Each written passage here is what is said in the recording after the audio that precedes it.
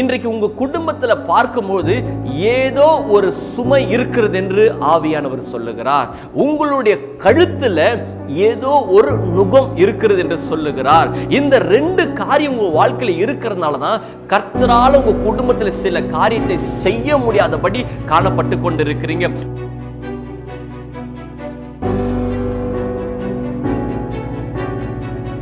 உன்னுடைய பின்பதாக இருந்து போராடுகிற ஒரு வல்லமை இருக்கிறது. அந்த வல்லமை தான் உன்னை நிமிர முடியாதபடி கட்டி வைத்திருக்குது. இன்னைக்கு சொல்லுகிறேன், அன்பு தேவ மகனே, என் அன்பு சகோதரி, உன்னுடைய குடும்பத்துல ஏதோ சாத்தான் கட்டி வைத்திருக்கிறான். அது எத்தனை ஆண்டுகள் தெரியல, ஆனா உங்க வாழ்க்கையில எத்தனை ஆண்டுகள் கட்டி வைத்திருந்தாலும் அந்த கட்டிலிருந்து என் ஆவியானவர் இதெல்லாம் உடைக்க போறான். உங்க வீடுகளுக்குள்ள இருக்கிற என்ன விதமான வல்லமைகள் போராடி கொண்டிருந்தாலும், உங்க குடும்பத்தை அலைக்கழிக்கிற வல்லமையா இருந்தாலோ, உங்க குடும்பத்தை ஆசீர்வதிக்க முடியாதபடி போராடுகிற என்ன விதமான பார்வனின் வல்லமையா இருந்தாலும், ஆவியானுடைய வல்லமை உங்க குடும்பத்தை தொட்டு உங்க மேல ஒரு தேவ வல்லமை இறங்கி வந்து அந்த சுமையை ஆவியான விடுதலை ஆக்க போகிறார். நம்புறீங்களா?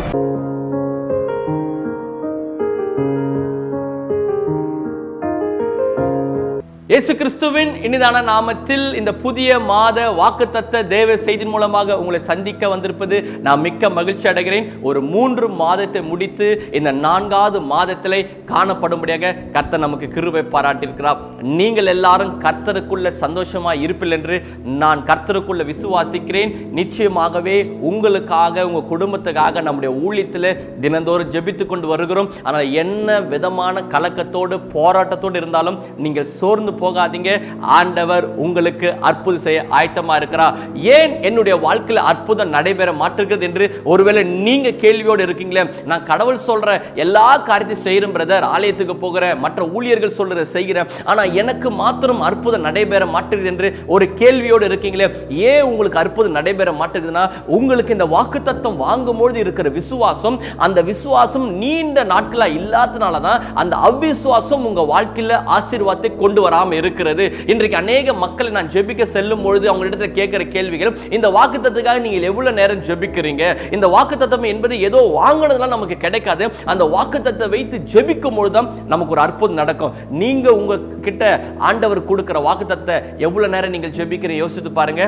போன மாதம் கொடுத்திருப்ப ஒரு வாக்குத்தத்தம், அந்த வாக்குத்தத்தத்தை ஜெபிச்சீங்களா? இல்ல அந்த வாக்குத்தத்தம் உங்களுக்கு நினைவு இருக்கிறதா? இப்படி நீங்க வாக்குத்தத்தம் மறந்தீங்கன்னா எப்படி உங்க வாழ்க்கையில் ஆசீர்வாதம் நிறைவேறும்? ஏன்னா வாக்குத்தத்தம் பண்ணினவர் உண்மை உள்ளவர். ஆபிரகாமுக்கு 85 வயதுல கொடுத்த வாக்கு தத்துவம் 100வது வயதுல ஆண்டவர் நிறைவேற்ற முடியும்னா, ஏன் உங்களுக்கு கொடுக்கிற வாக்கு தத்துவத்தை ஆண்டவர் நிறைவேற்ற முடியாதா? நிச்சயமா நிறைவேற்றுவாருங்க. அதுக்காக தான் நாங்கள் ஒவ்வொரு மாதமும் இந்த வாக்கு தத்துவத்தை உங்களுக்கு நாங்கள் வெளியிடுகிறோம். அதனால என்ன விதமான அவிசுவாசத்தோடு இருந்தாலும் அவிசுவாசத்துக்காக நீங்க என்ன செய்யுங்க, எடுத்து போடுவதற்காக ஜெபம் பண்ணுங்க. ஒரு புதிய விசுவாசத்தை பெற்றுக்கொள்ளுங்க. ஆண்டவர் உங்களுக்கு அற்புதம் செய்வாராக. வேதத்துக்கு நாங்கள் நான் புறப்பட்டு போக இருக்கிறோம். உங்களுக்காக தான் நான் தேவ சமூகத்தில் என்ன வாக்குத்தத்த ஆண்டவர் நீங்கள் பேச இருக்கீங்க. இந்த ஜனங்கள் எல்லாரும் கேட்க ஆயத்தமாக இருக்கிறாங்களே, அநேக மக்கள் இப்படிப்பட்ட போராட்டத்தில் காணப்படுகிறாங்களே, அவங்களுக்கு நான் என்ன பேச வேண்டும் என்று தேவ சமூகத்தில் ஜெபித்த போது ஆவியானவர் தெளிவான ஒரு காரியத்தை சொன்னார். என் ஜனங்களை நிமிர முடியாதபடி ஒரு சுமை காணப்பட்டு கொண்டிருக்கிறது. அவர்களை நான் ஆசீர்வதிக்க ஆயத்தமாக இருக்கிறேன். அவர்களும் என்னிடத்தில் ஜெபிக்கிறாங்க, ஆனால் அவர்களுக்கும் எனக்கும் நடுவாக ஒரு காரியம் இருக்கிறது. அந்த காரியத்திலிருந்து அவங்க விடுதலை ஆயிட்டாங்கன்னா அவர்களை முழுவதுமா ஆசீர்வதிச்சு அவங்களால எழும்ப முடியாதபடி ஒரு விதமான காரியம் அவங்களுக்கு விரோதமாக போராடி கொண்டு இருக்கிறது. அதிலிருந்து விடுதலையாக்க நான் இந்த மாதம் ஆயத்தமா இருக்கிறேன். இதற்காக நீ அவர்கள் இந்த வார்த்தையின் மூலமா பேசி என்று ஆவியன் எனக்கு உணர்த்த நிமித்தமாக உங்கள் மத்தியில் நான் பேச இருக்கிறேன். நீங்க இந்த வாக்குத்தத்த தேவ செய்தியை கேட்க ஆயத்தமா இருக்கீங்களா? ஒருவேளை நீங்க பிரயாணப்பட்டு கொண்டிருந்தாலோ, வீட்டில் இருந்தாலோ, அல்லது பெட்ல அமர்ந்து கொண்டிருந்தாலோ, அல்லது ஏதாவது வேலைகளை செய்து கொண்டு இந்த வீடியோ பார்த்து கொண்டிருந்தாலும் இந்த வார்த்தையை முழுவதுமாக கவனியுங்கள். இந்த வார்த்தை மூலமாக உங்க வாழ்க்கையில் ஒரு விடுதலை உண்டாகும். ஒருவேளை உங்க குடும்பத்துக்குள்ள என்ன விதமான போராட்டங்களா இருந்தாலும் அந்த போராட்டத்திலிருந்து ஆவியானவர் விடுதலை கொடுக்க ஆயத்தமா இருக்கிறார். இந்த மாதம் உங்க வாழ்க்கையில நிமிர செய்கிற ஒரு மாதமா இருக்கிறது. எல்லா நுகங்களும் முறிக்கப்படுகிற ஒரு மாதமா இருக்கிறது. உங்க குடும்பத்தில் ஒரு தேவனுடைய அபிஷேகத்தின் தைலம் நிரம்பி காணப்பட போகிறது. நீங்க நம்புறீங்களா? கடைசியாக உங்களுக்காக நான் ஜெபிக்கும் பொழுது கண்டிப்பா உங்களுக்கு ஒரு விடுதலை உண்டாகும். கடைசி ஜெபத்துல கலந்து கொள்ளுங்கள். ஆண்டவர் பெரிய காரியங்களை செய்வார். உங்களுக்காக நான் ஜெபித்த போது ஆவியானவர் கொடுத்த ஒரு வார்த்தை ஏசாயா தீர்க்கதரிசன புஸ்தகம் 10ஆம் அதிகாரம் 27ஆம் வசனத்தை நான் உங்களுக்காக வாசிக்கிறேன். ஏசாயா 10ஆம் அதிகாரம் 27ஆம் வசனத்தை நான் வாசிக்கிறேன். அந்நாளில் உன் தோளில் நின்று அவன் சுமையும் உன் கழுத்தில் நின்று அவன் நுகமும் முறிக்கப்படும் என்று வேதம் சொல்லுகிறது. இந்த வசனத்துல பார்க்கும்பொழுது அந்நாளில் உன் தோளில் நின்று அவன் சுமையும் உன் கழுத்தில் நின்று அவன் நுகமும் முறிக்கப்பட போகிறதா. இன்றைக்கு உங்க குடும்பத்தில் பார்க்கும்போது ஏதோ ஒரு சுமை இருக்கிறது என்று ஆவியானவர் சொல்லுகிறார். உங்களுடைய கழுத்துல ஏதோ ஒரு நுகம் இருக்கிறது என்று சொல்லுகிறார். இந்த ரெண்டு காரியம் உங்க வாழ்க்கையில் இருக்கிறதுனால தான் கர்த்தரால் உங்க குடும்பத்தில் சில காரியத்தை செய்ய முடியாதபடி காணப்பட்டு கொண்டிருக்கிறீங்க. ஒருவேளை நீங்க நினைக்கலாம் என்ன சுமை என்று நான் சொல்லுகிறேன். இது ஆவிக்கு ரீதியமா நீங்க பார்க்கும்போது இந்த உலகத்துல ஏதோ ஒரு சுமை சுமக்கிறது போல உங்களுடைய வாழ்க்கை காணப்பட்டு கொண்டிருக்குது. ஒருவேளை நீங்கள் மூட்டை தூக்குறவங்க சுமை சுமக்கிறவங்களை போய் பார்த்தீங்கன்னா அவர்கள் நல்லா நிமிர்ந்து இருப்பார்கள். அல்லது ஒரு அரிசி மூட்டையோ ஒரு பெரிய மூட்டையை அவர்கள் முதுகில் மேல வைக்கும் போது அவர்கள் என்ன செய்வார்கள்?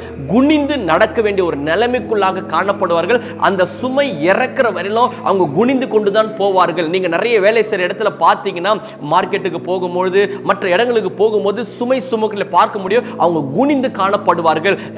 அந்த மூட்டை தூக்கும் பொழுது அவங்களுக்கு ஒரு பெரிய சுமையா காணப்படும். இன்னைக்கு இதே போலதான் சத்துருவானவன் ஏதோ ஒரு சுமையை உங்க குடும்பத்தின் மீது வைத்திருக்கிறார். அதனாலதான் உங்க குடும்பம் இன்னைக்கு நிமிர்ந்து நடக்க முடியாதபடி நீங்க காணப்படுகிறீங்க. உங்களால் நிமிர்ந்து நடக்க முடியும். கடவுள் உங்க வாழ்க்கையில நிமிர்ந்து நடக்கும்படியாக ஆசீர்வாதம் வைத்திருக்கிறார். ஆனா உங்களால நிமிர்ந்து நடக்க முடியல. யோசித்து பாருங்க. அதுதான் சொல்றான், அவன் சுமையும் உங்க சுமை இல்லைங்க, அவன் சுமை யாரோ வைத்த ஒரு சுமை போலதான் வேதம் நம்ம காண்பித்து கொடுக்கிறது.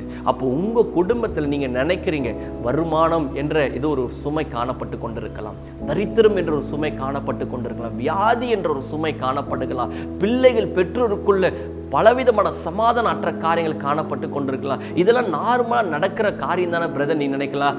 ஆனா உங்க குடும்பத்துல அது ஒரு சுமையா பிசாசான மாற்றி வச்சிருக்கிறான். எல்லாரும் இன்னைக்கு சம்பாதிக்கிறாங்க, அந்த சம்பாதியத்தில் ஆசீர்வாதத்தை பெற்று உயர்றாங்க. ஆனால் நீங்கள் சம்பாதிக்கிறீங்க, அதுவே ஒரு பெரிய சுமையாக காணப்படுகிறது. அந்த வருமானம் உங்களுக்கு ஒரு ஆசீர்வாதம் இல்லாமல் காணப்படுது. படிக்கிற பிள்ளைங்க படித்துட்டு ஒரு நல்ல வேலை கிடைக்காதபடி ஒரு வேலை கிடைக்காத ஒரு சூழ்நிலை காணப்படுகிறது. இன்னைக்கு ஏதோ ஒரு காரியம் உங்கள் குடும்பத்தில் போராடி கொண்டிருக்கிறது. வியாதி எல்லாருக்கும் வர்றதுதான் பிரதர், வியாதி வருகிறது. ஆனால் அந்த வியாதியை நீ வாழ்க்கையில் ஒரு சுமையாக காணப்படுகிறது. நீங்கள் நினச்சிட்டு இருக்கீங்களே, நான் வேதத்திலிருந்து ஒரு காரியத்தை காண்பிக்கும் போது இன்னும் நல்லா உங்களுக்கு புரிய வரும். வேதத்தில் யாத்திராகமம் என்னும் புஸ்தகம் 1ஆம் அதிகாரம் 11ஆம் வசனத்தை நான் உங்களுக்காக வாசிக்கிறேன். யாத்திராகமும் 1ஆம் அதிகாரம் 11ஆம் வசனம். அப்படியே அவர்களை சுமை சுமக்கிற வேளையில் ஒடுக்கும்படிக்கு அவர்கள் மேல் விசாரணைக்காரனை வைத்தான் என்று எகிப்தின் ராஜா போடப்பட்டிருக்கிறது. எகிப்தில் இஸ்ரேல் ஜனங்க அடிமையாக காணப்படுகிறார்கள். அவருடைய வேலையே அந்த எகிப்தில் முழுவதுமாக வேலை செய்ய வேண்டும், மறுபடியும் அவங்க இரவுல போய் உறங்க வேண்டும், மறுபடியும் அடுத்த நாள் எழுந்து வேலை செய்ய வேண்டும். இப்படிதான் அவங்களுடைய வேலையா இருந்தது. ஆனா எகிப்தின் ராஜா இவர்களை பார்க்கலாம், இவங்க மேல ஏதோ ஒரு காரியம் இருக்கிறது. இவங்க வர வர நம்ம என்னதான் இவங்களை ஒடுக்கினாலும் இவங்க பெருகி கொண்டுதான் இருக்கிறாங்க. ஒருவேளை இப்படியே நிலைமை போயிடுச்சுன்னா இவங்க பெருகி நமக்கு விரோதமா எழும்பி இந்த தேசத்தை விட்டு போயிட்டா என்ன ஆயிடுமோ என்ற ஒரு யோசனை நிமித்தமாக இவர்களை ஒடுக்கும்படியாக ஒரு தந்திரம் செய்கிறார்.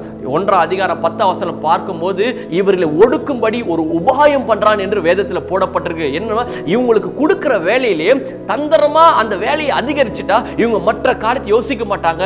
எப்படியாவது இந்த வேலையிலிருந்து நம்ம செஞ்சு முடிச்சாலே போதும் என்று தந்திரமா அவங்க வாழ்க்கையில வேலையை அதிகரிக்கிறார். அதுதான் சுமை சுமக்கிற வேலையை அதிகரிக்கப்படுகிறான். இன்னைக்கு உங்க வாழ்க்கையில கூட இப்படிதான் பிசாசன இவங்க சம்பாதிக்கிறாங்களா, அந்த சம்பாதித்ததிலே எப்படியாவது இவங்க வாழ்க்கை காலையில போய் வேலைக்கு போனோம், ஈவினிங் வா, மறுபடியும் வேலைக்கு போனோம், ஈவினிங் வா, இப்படியே உங்க வாழ்க்கையை என்ன செய்யணும், அழிச்சு விட வேண்டும். இதைக்கு மீறி அவங்க ஆசீர்வாதத்தை பெற்றுக்கொண்டானா கடவுளை நோக்கி பார்க்க ஆரம்பிச்சாங்க. ஏன்னா கடவுள் இவங்களுக்கு என்று ஒரு வாக்குத்தத்தை வச்சிருக்கிறார். அந்த வாக்குத்தத்தை சுதந்திரிச்சிருவாங்க.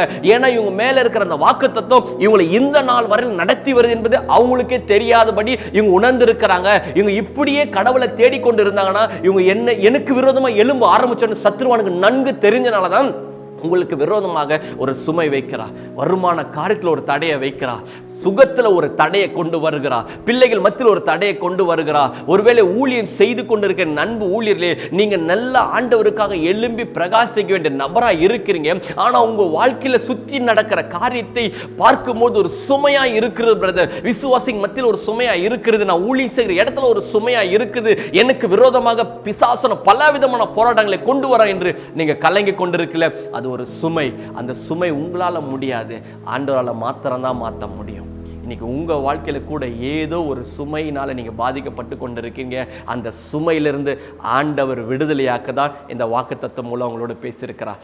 நீங்க நம்புறீங்களா? சொல்லுங்க. என் குடும்பத்திலேயோ அல்லது என் வாழ்க்கையில என்ன விதமான சுமையா இருந்தாலும் அந்த சுமையை என் ஆவியானவர் எடுத்து போட இந்த மாதம் ஆயத்தமா இருக்கிறா.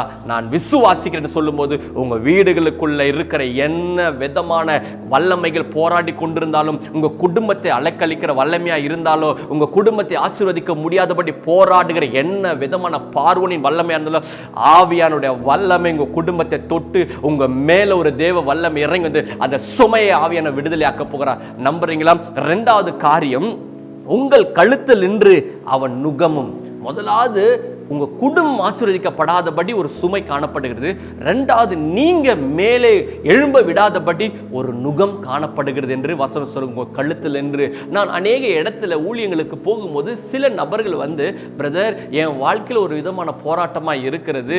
என்ன போராட்டம் என்று சொல்லும்போது அவங்க முதலாவது சொல்லுகிற காரியங்களே, ஏதோ கழுத்துல ஒரு காரியம், ஒரு பாண்டேஜ் இருக்கிற மாதிரியே எனக்கு உணர்வு இருக்கிறது, யாரோ கழுத்துல ஏதோ ஒரு காரியத்தை வச்ச மாதிரி இருக்குது என்று அவர்கள் சொல்லும்போது, ஆரம்பத்தில் எனக்கு இப்படிப்பட்ட காரியத்தை நிறைய பேர் சொல்லுவாங்க. நான் கூட சில நேரத்தை உணர்ந்திருக்கிறேன், அது எனக்கு புரியாது. ஆனால் நான் ஆவியார் இடத்துல கேட்கும் போது கழுத்தில் ஒரு விதமான வல்லமைகள் அவங்க கழுத்தில் போராடி கொண்டிருக்கிறோம். அந்த கழுத்தில் தான் ஒரு நுகம் போல காணப்படும். எப்படி ஒரு மாடு ஒரு நுகம் சொல்லுவாங்க பார்த்தீங்களா, ஏர் ஓடும் பொழுது மாட்டில் கழுத்தில் தூக்கி அந்த ஒரு வச்சாதான் அந்த ஏர் ஓட்ட முடியும், ரெண்டு மாடுக்கு நடுவில். அதே மாதிரி தான் உங்கள் கழுத்தில் ஒரு நுகத்தை சாத்தான் கொண்டு வந்து வச்சது நிமித்தமாக நீங்கள் ஆவிக்குரிய வாழ்க்கையில் எழும்ப முடியாதபடி போராடி கொண்டிருக்கிறது, ஆவிக்குரிய வாழ்க்கையில் கட்டப்படாதபடி போராடி கொண்டிருக்கிறது. நீங்கள் விடுதலையாக எழும்பி ஆண்டவருக்காக பிரகாசிக்க முடியாதபடி ஒரு போராட்டம் காணப்படுகிறது. இதற்கு காரணமே உங்க கழுத்துல ஒரு நுகம் இருக்கிறதா. இந்த நுகம் இருந்தா உங்களால எழும்ப முடியாது. என் அன்பு தேவ ஜனங்களே, அன்பு சகோதரனே, உங்க வாழ்க்கையில் இந்த நுகம் இருந்தால் எழும்ப முடியாது. ஏன்னா நுகம் என்பது நீ கீழேயே உன் கழுத்தை எப்படி சுமை போல, இப்போ நுகம் என்பது உங்க கழுத்தில் இருக்கும். அந்த கழுத்து இருக்கிறதுனால உங்க வாழ்க்கையில சில காரியத்தை உங்க வாழ்க்கையில வெற்றியா வாழ முடியாது. ஒரு பாவமா இருந்தாலும் கூட உங்களால் அந்த பாவத்திலிருந்து ஜெயிக்க முடியாது. நீங்க மறுபடியும் அந்த பாவத்தில் விழுவீங்க, மேலே வருவீங்க, திருப்பி விழுவீங்க. ஒரு அசுத்தமான காரியத்தில் நீங்க செய்வீங்க, மறுபடியும் விடுதலை ஆவீங்க, திருப்பி அந்த பாவத்தில். இந்த நுகம் உங்களை காலம் அழித்து கொண்டிருக்கும். அதுதான் இந்த இடத்துல தீர்க்கதரிசன புத்தகம் சொல்லுது, உன் கழுத்திலிருந்து அவன் நுகையும். என வேதத்தில் லூக்கா எழுதின புஸ்தகம் 13ஆம் அதிகாரம் 16ஆம் வசனம் சொல்லுகிறது, இதோ சாத்தான் 18 வருஷமாய் இந்த ஆபிரகாமின் குமாரத்தை கட்டி வைத்திருந்தான், இந்த கட்டிலிருந்து அவிழ்த்து விட வேண்டும் என்றது தேவனுடைய சித்தமல்லவா என்று இயேசு கிறிஸ்து சொன்னது போல உங்களுடைய வாழ்க்கையில கூட ஏதோ ஒரு காரியம் கட்டி வைத்திருக்கிறது. ஏன்னா இந்த சகோதரிக்கு நினைச்சானா இது ஒரு வியாதி, என் கழுத்துல வந்த ஒரு நுகம், ஒரு சுமை என்று நினைச்சு என்ன நினைக்கிறா, அது என் தோல்ல இருக்கிறது, அது வியாதி நிமித்தமாக தான் நான் இப்படி இருக்கிறேன், ஆனா அதன் மத்தியில கர்த்தரை தேடுன்னு நினைச்சா. ஆனா ஆண்டவர் பார்த்தாரு, நீ 18 வருஷமா நிமிர முடியாது இருக்கிறது காரணம் வியாதி இல்லையா என் அன்பு மகளே, உன்னுடைய பின்பதாக இருந்து போராடுகிற ஒரு வல்லமை இருக்கிறது. அந்த வல்லமை தான் உன்னை நிமிர முடியாதபடி கட்டி வைத்திருக்குது. இன்னைக்கு உங்களையும் ஏதோ ஒரு விதமான வல்லமை கட்டி இருக்கிறதுனால தான் நீங்க வியாதி நினைக்கிறீங்க, அல்லது என் கணவர் குடி பழக்கத்தில் இருக்கிறார், என் பிள்ளைகள் பாவத்தில் இருக்கிறாங்க, அல்லது ஏதோ விதமான சத்துருவின் காரியங்கள் என் குடும்பத்தில் மேற்கொள்ள நீங்க அறியாதபடி நீங்க ஏதோ சாதாரணமாக உலகத்தில் நடக்கிற பிரச்சனை நினைக்கிறீங்க. ஆனா இன்னைக்கு சொல்லுகிறேன் அன்பு தேவ மகனே, என் அன்பு சகோதரி, உன்னுடைய குடும்பத்தில் ஏதோ சாத்தான் கட்டி வைத்திருக்கிறான். அது எத்தனை ஆண்டுகள் தெரியல, ஆனா உங்க வாழ்க்கையில எத்தனை ஆண்டுகள் கட்டி வைத்திருந்தாலும் அந்த கட்டிலிருந்து என் ஆவியானவர் இதனால உடைக்க போறார். உங்க கழுத்திலிருந்து விடுதலை உண்டாக போது கேட்கும் பொழுது அநேக சகோதரி மாறல நீ உணர்ந்து கொண்டீங்க, உங்க கழுத்தில் இருக்கிற எல்லா நுகத்தையும் கர்த்தர் உடை தெரிய போகிறார். நீங்க விசுவாசிக்கிறீங்களா? எப்படி அந்த சகோதரியை நிமிர்ந்து நடந்தாலும் அதே போலதான் நீங்களும் நிமிர்ந்து நடக்க போறீங்க. ஆனா இந்த காரியத்துல நீங்க பெற்றுக்கொள்ளணும் ஒரே ஒரு காரியத்தை நான் சொல்லி உங்களுக்காக நான் ஜெபிக்க இருக்கிறேன். அதே ஏசாயா 10:27 சொல்லுது, உங்க வாழ்க்கையில் இந்த சுமையும் இந்த நுகமும் நீக்கப்படும்னா அபிஷேகத்தின் நுகம் முறிந்து போகும். உங்க வாழ்க்கைக்கு தேவையான அபிஷேகங்க.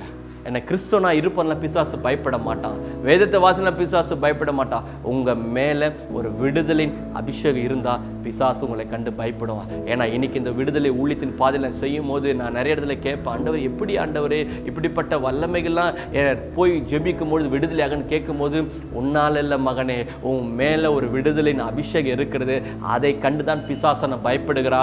இந்த நாள் வரையிலும் அந்த அபிஷேகத்தோட நான் எல்லா இடத்திலும் போய் செய்யும் பொழுது பிசாசுகள் நடுங்கிறது, வியாதிகள் சுகமாகிறது, கர்த்தர் அற்புதம் செய்கிறார். இன்னைக்கு உங்க மேல கூட அந்த அபிஷேகம் இருக்கிறதா இல்லையா? ஏன்னா இயேசு கிறிஸ்து மேலேயே அந்த அபிஷேகம் இருந்தது. அந்த வசனத்தை நான் வாசிக்கிறேன். அப்போஸ்தலர் எழுதின புஸ்தகம் 10:38 நான் வாசிக்கிறேன். நசரேயனாகிய இயேசுவை தேவன் பரிசுத்த ஆவினாலும் வல்லமையினாலும் அபிஷேகம் பண்ணினார், பிசாசின் வல்லமையில் அகப்பட்ட யாவரையும் குணமாக்கினார். அப்போ இயேசுவுக்கே ஒரு அபிஷேகம் தேவைப்பட்டதுன்னா உங்களுடைய வாழ்க்கையில கூட ஒரு வல்லமையை மேற்கொள்ளணும், பரிசுத்தமாக வாழணும், விடுதலையோடு வாழணும்னா உங்களுக்கு தேவை அந்த அபிஷேகம். இந்த நாளில் அந்த அபிஷேகத்தை பெற்றுக்கொள்ள ஆயத்தமா ஆண்டவர்கிட்ட கேளுங்க. ஆண்டவரே, எனக்கென்று ஒரு அபிஷேகத்தை வச்சிருக்கலே, எனக்கு அதை கொடுங்கப்பா. அந்த அபிஷேகம் வந்துருச்சுன்னா உங்களுக்கு எப்பேற்பட்ட நுகமா இருந்தாலும் அதில் ஆண்டவர் விடுதலை ஆக்குவா. எப்பேற்பட்ட பிசாசின் போராட்டம் ஆண்டவர் உங்களை விடுதலை ஆக்குவார். அதனால் நீங்கள் கலங்காதீங்க. நீங்க மாத்திரமல்ல, உங்க கணவரை அடிமைப்படுத்தி நுகமா இருந்தாலும் உங்கள் மூலம் கர்த்தர் விடுதலை ஆக்குவார். உங்க பிள்ளையை அடிமைப்படுத்தி வச்சிருந்தாலும் அந்த பிள்ளையின் மாத்தியில காணப்படுகிற போராட்டத்திலிருந்து உங்கள் மூலம் கர்த்தர் விடுதலை ஆக்குவார். நீங்க மாத்திரமல்ல, உங்க குடும்பம் மாத்திரமல்ல, உங்கள் மூலமா உங்க சபையும் உங்க பகுதியும் கர்த்தர் மாற்றக்கூடிய அபிஷேகம் உங்க மேல இருக்குங்க. என் அன்பு தேவ ஊழியனே, உங்களுடைய வாழ்க்கையில கூட அந்த அபிஷேகம் இல்லாதனால தான் பிசாசன உங்களை போராடி கொண்டிருக்கிறான். உங்களை கண்டு அந்த அபிஷேகம் இல்லாதனால தான் உங்களுக்கு விரோதமாக போராடுகிறான். நீங்க பயந்து ஓடுறீங்க. நீங்க கர்த்தருடைய அபிஷேகத்துக்காக ஜெபிங்க, உபவாசத்தை போட்டு ஜெபம் பண்ணுங்க. உங்களை கண்டு பிசாசு பயந்து ஓடுறா காணப்படாம். விசுவாசிக்கிறீங்களா? உங்களுடைய விடுதலைக்காக நான் ஜெபிக்க இருக்கிறேன். ஒருவேளை இதை பார்த்து கொண்டிருக்கிற நீங்கள் இயேசு அறியாத நபராக இருந்தாலும் சரி, இது சொல்லப்பட்ட காரியம் உங்க குடும்பத்தில் கூட இருக்க, நீங்களும் விசுவாசிங்கள். என் அன்பு சகோதரி, உங்களுக்காக நான் ஜெபிக்க இருக்கிறேன். என்னுடைய இணைந்து ஜெபிக்க ஆயத்தமா? கண்களை மூடி நாம் ஜெபிப்பாங்க. அன்புள்ள தகப்பனே, இந்த ஏப்ரல் மாதத்தில் இந்த ஏசாயா 10:27 கொடுக்கப்பட்டது போல, அப்பா, உன் தோளில் நின்று அவன் சுமையும் உன் கழுத்தில் நின்று அவன் நுகமும் முறிக்கப்படும், அபிஷேகத்தினுடைய நுகம் முறிக்கப்பட சொன்னது போல தகப்பனே, இப்பொழுதே யாரெல்லாம் அவங்க வாழ்க்கையில் ஒரு சுமையோடு, அவங்க கழுத்தில் ஒரு நுகத்தோடு வாழ்ந்து கொண்டு இருக்கிறார்களோ அவர்களுடைய விடுதலைக்காக நான் ஜெபிக்கிறேன். ஆண்டவரே, இந்த சுமையிலிருந்து எனக்கு யார் விடுதலை ஆக்குவா? என் கணவருடைய வாழ்க்கையில் இது ஒரு பெரிய சுமையா இருக்கிறது, என்னுடைய மனைவியுடைய வாழ்க்கையில் ஒரு பெரிய சுமையா இருக்கிறது, என் பிள்ளையுடைய வாழ்க்கையில் ஒரு பெரிய சுமையா இருக்கிறது.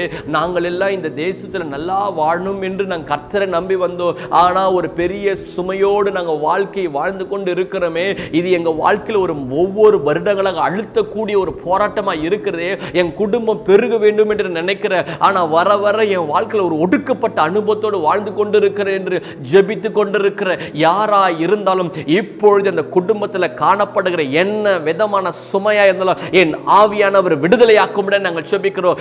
ரைட் நவுலா அவங்க குடும்பத்து மீது தேவ வல்லமை இறங்கி வருவதாக, கணவர் மீது தேவ வல்லமை இறங்கி வருவதாக, பிள்ளைகள் மீது இறங்கி வருவதாக. அவங்க குடும்பத்தை என்ன விதமான பார்வோனின் வல்லமைகள் அவர்களை எத்தனை வருஷங்கள் அடிமைப்படுத்தி வைத்திரலாம், இந்த மாதம் கொடுத்த வாக்குத்தத்த பிரகாரம் நீர் விடுதலையாக்க போற கிருபைக்காக நன்றி. எல்லா சுமைகளும் விலகுவதாக, அவர்களுக்கு தெரியாதபடி காணப்படுற எல்லா சுமைகளும் இப்பொழுது இயேசுவின் நாமத்தில் விடுதலை ஆவதாக. ஒருவேளை வெளி தேசங்களில் இருந்தோ வெளி மாநிலங்களில் இருந்து பார்த்து கொண்டு இருந்தார்கள் என்று சொன்னால், ஒருவேளை கிறிஸ்தவராய் அல்லாதவராய் இருந்தாலும் இப்பொழுதே அவர்கள் இருள, அவங்க வாழ்க்கையில காணப்படுற இருளில் இருந்து ஒரு விடுதலை ஆக்கும்படியே நாங்கள் ஜெபிக்கிறப்பா.